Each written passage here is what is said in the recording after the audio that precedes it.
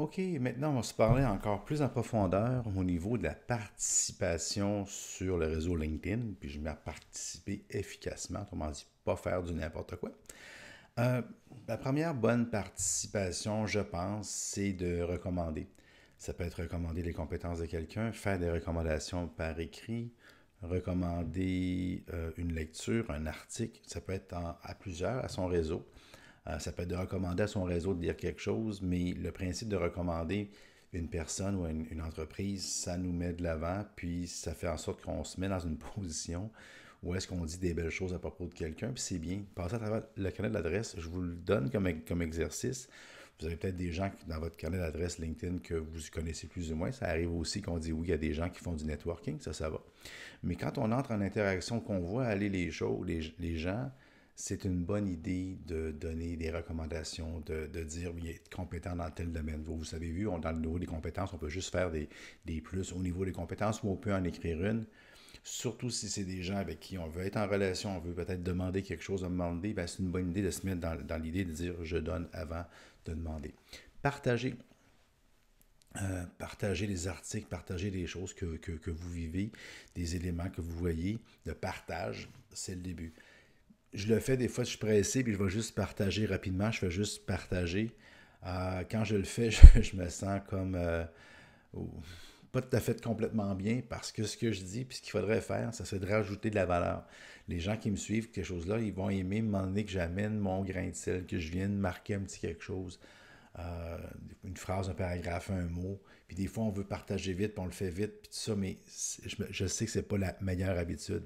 La bonne habitude, c'est quand je partage, de dire pourquoi je partage, de mettre mon grain de sel. Peut-être que les gens n'iront pas voir ce que j'ai partagé, mais d'aller extraire peut-être des éléments, des trois grandes lignes que j'ai trouvées là-dedans. Ce que j'ai vu dans des partages que j'ai beaucoup apprécié, des gens que je vais suivre aussi pour me faire influencer, c'est qu'ils vont dire, écoute, ça c'est un temps de lecture, c'est 2 minutes, 1 minute, c'est 3 minutes 24 secondes de temps de lecture ou de temps d'écoute et que ça vaut la peine pour telle et telle raison. Fait que moi, j'essaie de développer une autorité, vous autres aussi, c'est ce que vous voulez faire, développer de l'autorité.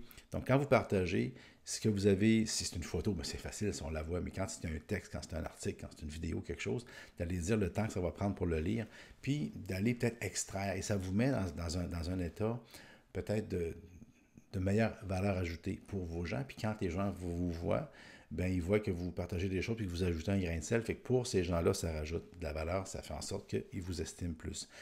Les fameux j'aime, on en voit moins sur Facebook. Je me suis rendu compte que les gens vont peut-être faire moins parce on va se faire, on va peut-être l'impression de se faire suivre. On a l'impression bon, peut-être pas pour toutes les bonnes raisons du monde, je peux comprendre le côté Facebook. Sur LinkedIn, il y a un côté, c'est pas de la manipulation, il faut bien se comprendre, mais quand je veux être vu par quelqu'un que je veux aller peut-être contacter ou que je veux être en affaire avec, bien, c'est pas une vilaine idée que quand il fait des posts, il ou elle, la personne fait des posts, elle fait des commentaires, d'aller faire un j'aime, ça fait en sorte qu'elle voit votre nom, fait que ça fait en sorte qu'elle voit que vous la suivez, il y a quelque chose d'inconscient qui se passe.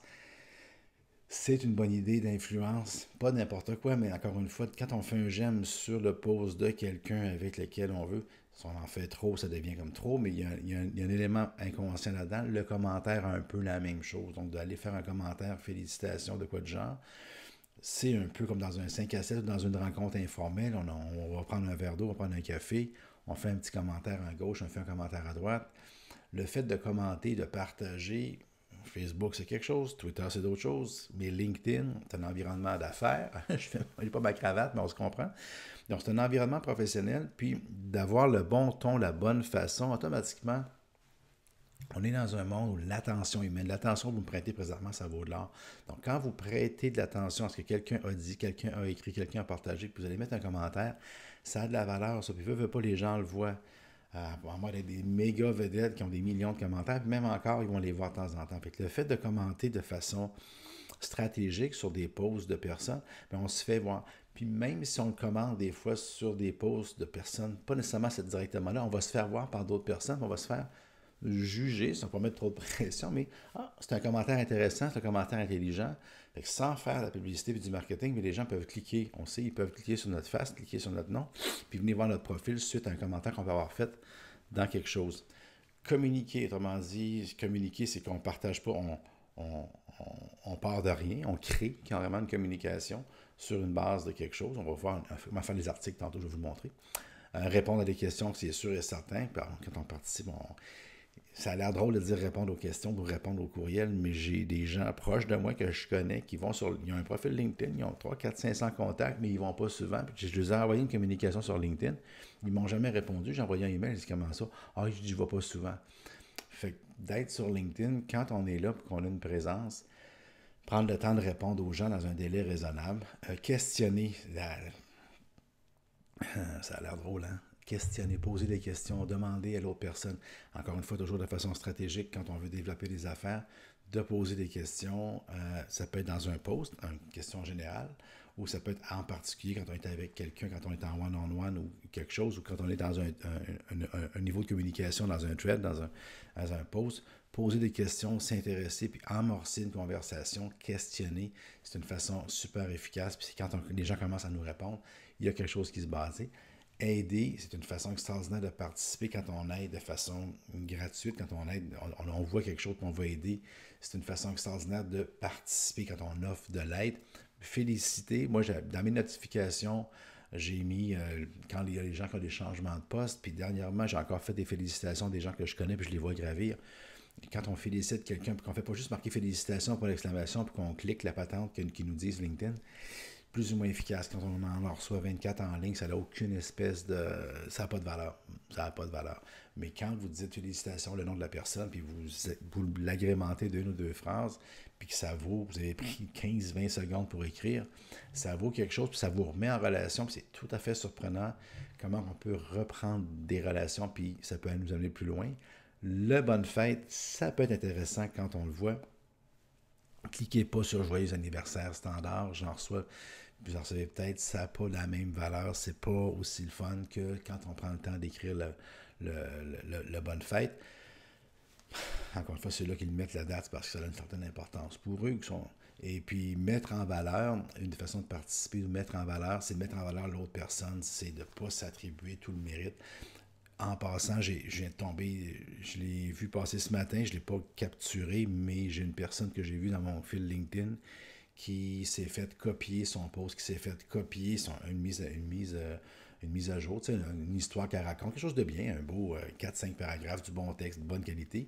Il y a eu quelqu'un qui a osé copier son texte et s'en servir dans son propre post, dans ses propres actualités, sans l'attribution, là, juste s'approprier la propre personne. Bien évidemment qu'on ne fait jamais ça et que c'est quelque chose qui vient nous bondir par en arrière, puis à la vitesse que ça va. Warren Buffett, vous savez, je l'aime beaucoup, j'ai écrit un livre là-dessus. Warren Buffett, il dit, pour les gens qui travaillent pour lui, il dit, tu peux perdre des millions. J'aimerais pas ça, mais ça fait partie dans la business, tu gagnes puis tu perds des millions, mais il dit, perds jamais ma réputation, perds jamais la réputation de mes affaires, de ma business. Ça n'a jamais été aussi vrai. On vit dans une époque où les scandales rebondissent d'un bord puis de l'autre, puis que les gens font pas attention à leur réputation, et je vous dirais que de plus en plus, avec les médias sociaux, avec tout le monde qui est en relation avec le bon et les mauvais noms, il faut agir de façon propre, de façon le plus correcte possible. Et que si jamais on fait une gaffe, l'important c'est de s'excuser et de ne pas recommencer. Mais quand j'entends ça, moi comme auteur, comme personne qui fait des choses qu'on va arriver, copier, coller, sans embâche, sans attribution ni rien, c'est plus difficile un petit peu. Donc, participer efficacement, c'était la partie un peu plus théorique pour comprendre que la participation dans LinkedIn, c'est extrêmement important. C'est comme ça qu'on voit si on est actif, c'est comme ça qu'on voit, c'est comme ça qu'on montre qui on est. Je participe avec vous, je jase, on enregistre, bien vous aimez ou pas, mais vous êtes en communication avec moi, vous me voyez. Mais quand on est, puis je ne vous vois pas, mais vous me voyez, quand on est sur LinkedIn, puis qu'on fait des commentaires, des j'aime, des coups de gens, puis on fait de l'activité, bien, c'est une façon pour les gens de se faire une idée sur qui on est. Et en plus, on va le voir dans la capsule qui va suivre, qu'en bas de votre profil, quand les gens sont en relation avec vous, on peut voir votre activité. Donc, on peut voir les j'aime que vous faites, les commentaires que vous faites, ainsi de suite. Et ça passe dans le fil d'actualité des autres. Une raison de plus pour quand on fait un j'aime, quand on fait un commentaire surtout, quand on partage d'aller mettre du texte, parce que ça fait en sorte de nous mettre un petit peu plus en valeur. Donc, on va aller voir dans la prochaine capsule comment le faire dans le concret du concret.